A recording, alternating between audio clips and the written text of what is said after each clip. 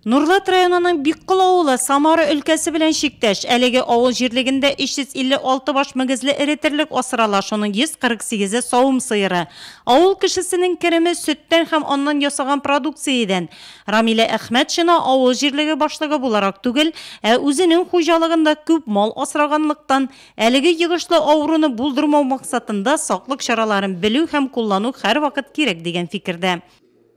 Ауыл советы жетекчиси буларак бу ауруну авылга киртмес үчүн барлык чараны эшләргә тиеш булабыз. Без барлык тирлекләрне исәпкә алабыз, илләрне дә барып сорыйбыз, телефон аша да хәбәрләшәбез.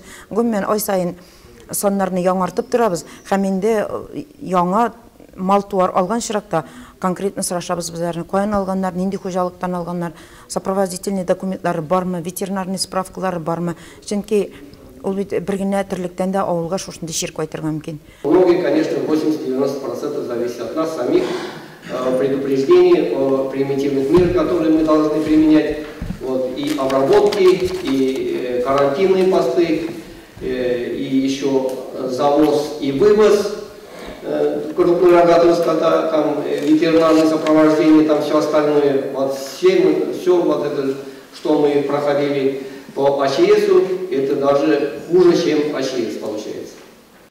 Үткән елны нодуляр дерматит Россиянең 16 регионында ачыкланган. 18 мең мөгезле эретерлек йогышлы авыруны эләктергән, шуның 15 меңе үлгән. Первые симптомы этой болезни, во-первых...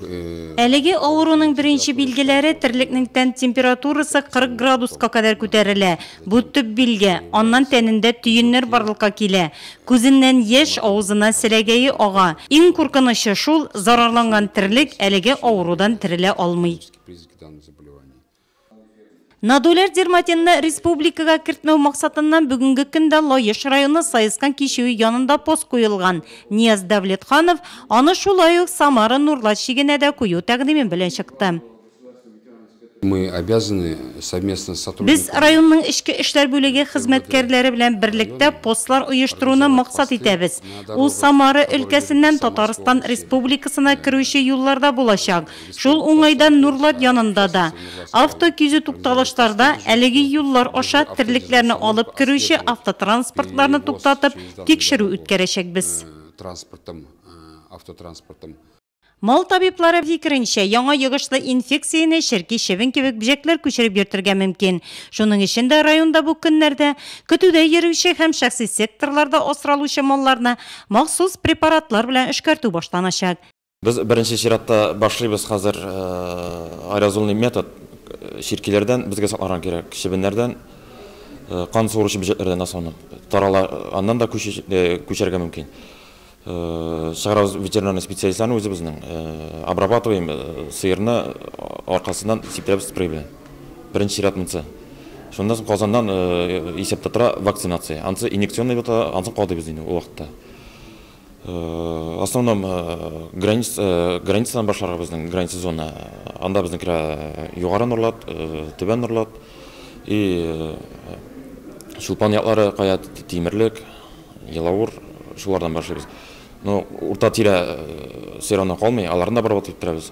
Но беренче чиратта граничный зона. Препарат сиптергәннән соң да вакцина ясагачта тирлекнең сөтенә һәм итенә зыяны юк дип белгечләр. Сөткә, иткә зыяны юк.